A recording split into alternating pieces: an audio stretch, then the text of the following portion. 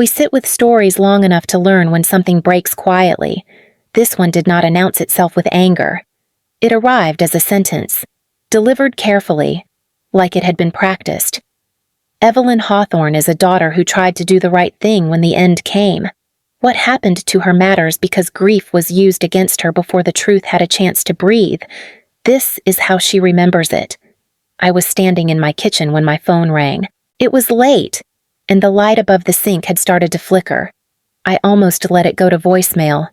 "Evelyn," Lucas said. He sounded calm, steady. "Dad passed last night." I leaned against the counter, when just after midnight, a pause. Then, quieter. "He kept asking for you." My throat tightened. "I tried to come." "I know." Another pause. Longer this time. "He died ashamed of you." The words didn't land all at once.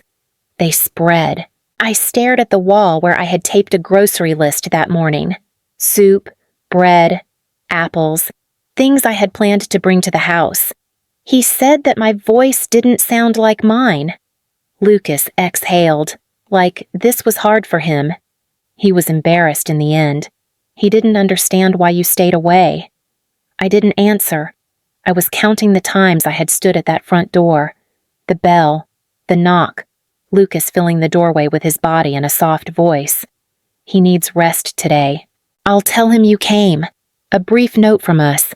Listening now, this was the moment the story turned, even if it did not look like it yet.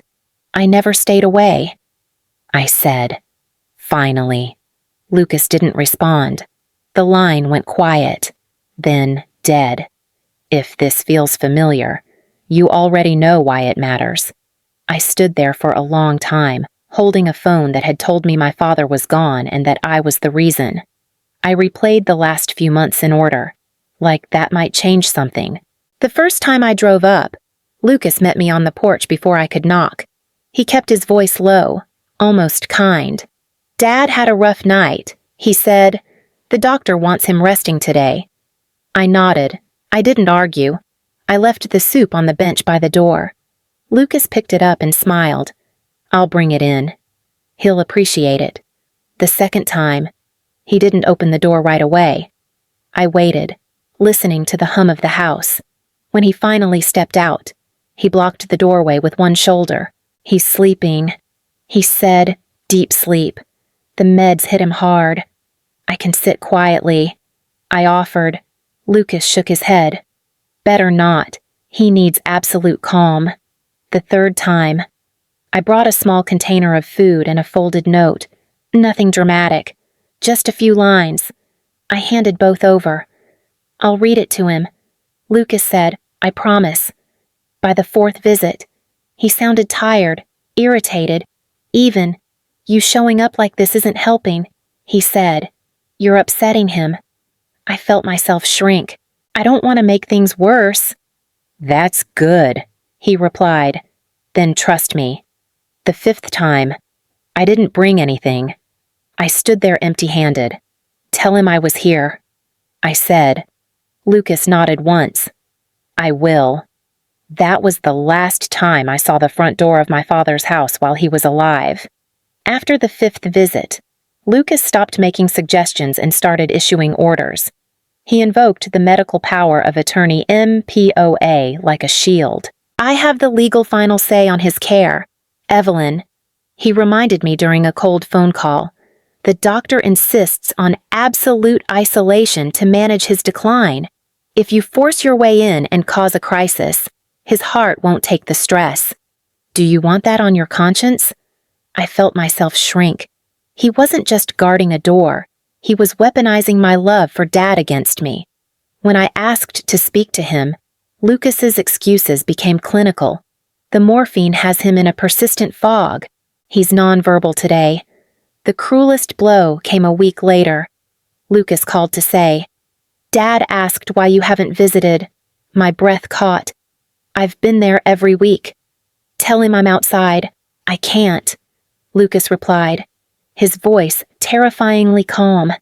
"I told him you're overwhelmed with work and preferred to remember him as he used to be. I told him you agreed it was best to stay away." That's a lie, I screamed. It's a mercy. He countered. He's at peace believing you're safe.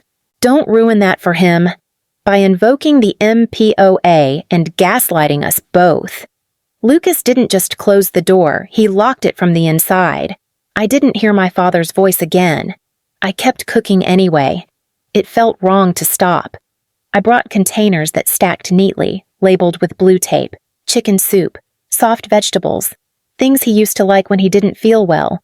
Lucas took them at the door each time, balancing them in his arms like proof of something. He hasn't eaten much. He said once, "This might help? Please make sure he gets it warm." I told him. Lucas smiled. "I will." I started adding notes. Nothing long. Just a few lines folded small. "Thinking of you. I love you. I'm here." "I'll read it to him," Lucas said, sliding the paper into his pocket. "He'll like that." Another day. He glanced down at the container and sighed. "You don't have to keep doing this," he said. "We've got it covered. I want to," I answered. "It makes me feel closer." He nodded, slow and patient. Of course. I'd leave and sit in my car for a minute before pulling away. Hands on the wheel, breathing.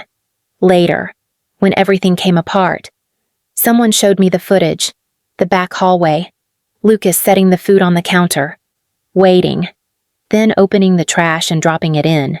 The notes followed, unopened. A quiet line from us. Watching now care can look convincing from the outside. At the time, I just believed him. I didn't know about the meeting at first. Lucas mentioned it with a chilling casualness during a 30-second phone call. "Dad signed some updates today," he said. "Just house cleaning for the estate." With Helen, I asked, relieved. Helen Markham had been Dad's attorney for 20 years. Lucas hesitated. "No, Helen was unavailable. We used a mobile service. Dad wanted it finished quickly. He talked a lot about the right hands and protecting what he built from those who didn't show up. The implications stung. It was the first time Lucas hinted that my forced absence was being recorded as a choice. The next time I drove the hour to the house, Lucas didn't even unlatch the screen door. He spoke through the mesh, a silhouette of feigned exhaustion. "He signed the papers. Evelyn, he's made his peace with the distance you've kept. It's better if you just stop." Distance I kept. "You blocked me. I have a signed directive." He replied, his voice flat. "Respect his wishes." After that, the house went dark. No more health updates, no more calls. Lucas had successfully transitioned from being a gatekeeper to a ghostwriter, rewriting my father's final intentions while I stood on the porch, staring at a door that would never open again. Helen asked me to come to her office a Vaingai Sao Jam Tang. She didn't explain why, but her voice held a gravity that made my hands shake. "Your father installed a high-end cloud security system years ago," Helen began, turning her monitor toward me. "He was meticulous. He gave Lucas viewer access so he could monitor Dad's vitals and safety from his phone. Lucas thought that was the end of it." She paused, her eyes sharp behind her glasses. "But Lucas didn't realize he wasn't the admin. Your father hid the master credentials in a private vault I managed. Lucas could watch the live feed, but he couldn't delete the history. He didn't know the cloud was archiving everything." Helen clicked a file. The screen filled with the front porch from mid-March. I saw my car pull up. I saw myself holding a container of soup, looking hopeful, then devastated as Lucas turned me away. Now, look at the interior hallway 5 minutes later. Helen said. The footage jumped. Lucas walked into the kitchen, checked his reflection in the microwave, and then, with a terrifying lack of emotion, dropped my unopened soup and my folded note directly into the trash. The final clip broke me. Dad sat in his chair, frail and hollowing out. "Did Evelyn come today?" he whispered. Lucas stepped into frame, patting Dad's hand. "No. Dad, she's busy. She said she'd rather stay home." I let out a jagged breath. Lucas hadn't just kept me out. He had curated a tragedy. Records don't argue. They wait for the light. This is the evidence of isolation, Helen said quietly, and it's why your brother's new will is about to fall apart. The next folder Helen slid across the table was thinner, but its weight felt immense. This is the document Lucas filed with the court. Helen said, a late-stage codicil and amendment to the original trust. I opened it. The paper was crisp, lacking the yellowed edges of Dad's older files. At the bottom, Dad's signature was a frantic, shaky scrawl, barely recognizable. He signed this in his final 3 weeks, I asked, my voice cracking. According to the mobile notary Lucas hired, Helen replied, Lucas bypassed me entirely. He brought in a stranger to witness a man on high-dose morphine signing away his daughter's protection. In New York, we call this undue influence. She then lined up a series of bank statements like evidence at a crime scene. While you were being turned away, Lucas was exercising his temporary financial power of attorney. He couldn't touch the revocable living trust without my oversight. So he drained your father's personal liquidity instead.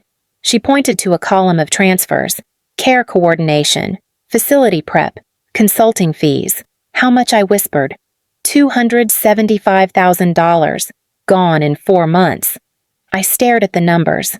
They weren't just digits. They were the price Lucas had put on my father's isolation. This is a textbook breach of fiduciary duty, Helen said, closing the folder with a sharp snap. He didn't just shut you out.